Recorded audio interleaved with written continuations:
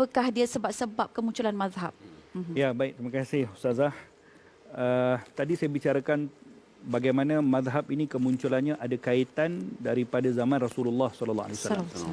Jadi terhenti di zaman Nabi tadi, kita tidak perlu untuk bincangkan adakah mazhab zaman Nabi, kerana tidak ada keperluan. Apa sahaja permasalahan yang dihadapi oleh para sahabat, kemusykilan apapun, tidak ada orang yang layak untuk memberikan pandangan, memberikan penyelesaian melebihi Rasulullah. Baginda adalah penghulu ataupun tuan punya syariat, masih lagi hidup. Setelah wafatnya Nabi SAW, para sahabat yang dihantar oleh Nabi terlebih dahulu untuk beberapa negara mereka pergi untuk berdakwah, mereka-mereka ni yang pergi berdakwah bukan hanya pergi semata-mata untuk berdakwah saja, tapi mereka para sahabat yang bertibaran ini adalah para sahabat yang punya malakatul ilmiyah dipanggil, yakni kemampuan ilmu yang diiktiraf oleh Rasulullah sallallahu alaihi wasallam. Contohnya Sayyidina Muaz bin Jabal radhiyallahu anhu.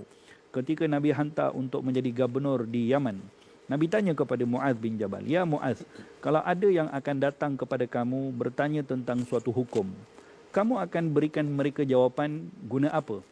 Kata Muaz bin Jabal, "Aku akan memberikan kepada mereka jawapan mengikut Al-Quran." Nabi tanya lagi, "Kalau tak ada dalam Quran?" Kata Muaz bin Jabal, "Aku akan rujuk sunnah engkau ya Rasulullah."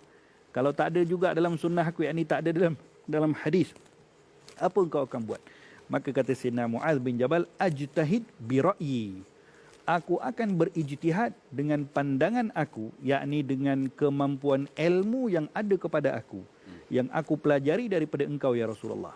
Maka Nabi pegang dada Sayyidina Muaz bin Jabal dan Nabi doakan kepada Sayyidina Muaz, yakni Nabi memberikan pengiktirafan akan apa yang akan dilakukan oleh Sayyidina Muaz bin Jabal, memberikan pandangan beliau sendiri yang hukum itu tidak ada daripada Al-Quran dan tidak ada daripada hadis. Demikian juga para sahabat-sahabat yang lain, sahabat yang ada di Madinah contohnya.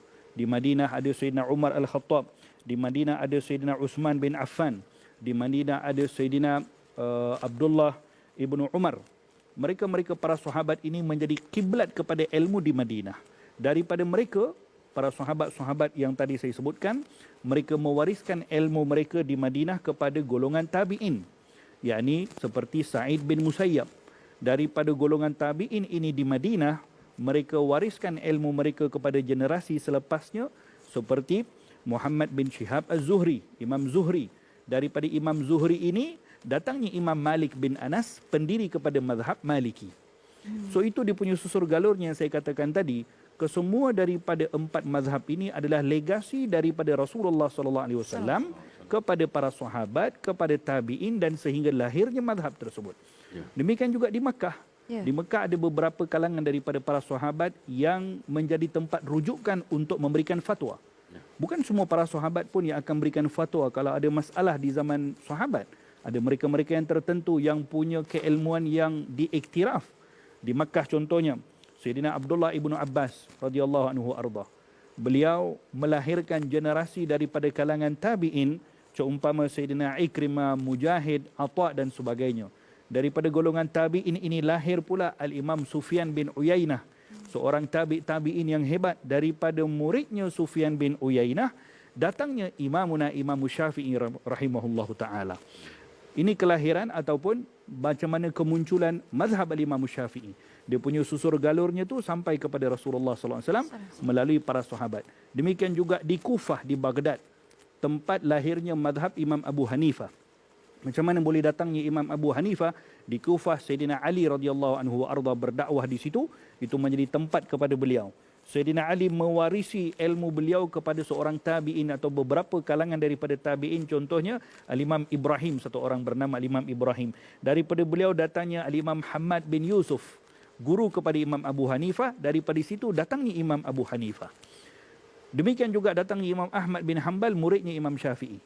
So kemunculan 4 mazhab ini adalah rantaian daripada dakwah Rasulullah SAW kepada para sahabat, sahabat kepada tabi'in, tabi'in kepada tabi'in, dan lahirnya keempat imam mazhab ini, yang mereka itu lahir satu orangnya di Mekah, satu orangnya di Madinah, satu orangnya di Kufah dan sebagainya.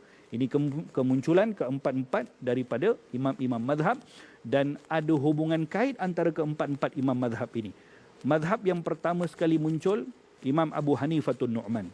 Dikatakan bahawa Imam Abu Hanifah sempat berjumpa dengan 4 orang sahabat Rasulullah sallallahu alaihi wasallam. So nak bagi tahu begitu dekatnya hubungan mereka dengan zaman para salafus salih. Kemudian lahirnya Imam Malik bin Anas di Madinah. Lahir yang saya maksudkan di sini bukan lahir daripada perut ibunya, iaitu lahirnya mazhab Imam Malik di Madinatul Munawwarah. Imam Syafi'i datang ke Madinah, belajar dengan Imam Malik, kemudian pergi ke Mekah, kemudian pergi ke Baghdad, kemudian pergi ke Mesir. Dengan itu lahirnya mazhab Imam Syafi'i, murid kepada Imam Malik. Daripada Imam Syafi'i belajar Imam Ahmad bin Hanbal, datangnya mazhab Hanbali. So kita ketika berpegang dengan salah satu daripada 4 mazhab ini, kita sebetulnya berpegang dengan satu rantaian daripada para ulama-ulama yang bersambung legasi mereka sampai kepada Rasulullah sallallahu alaihi wasallam. Tapi zaman sekarang ni Ustaz, saya lah kita tengok macam ada pendapat yang mengatakan kalau berpegang kepada Al-Quran terus ataupun hadis Nabi terus, itu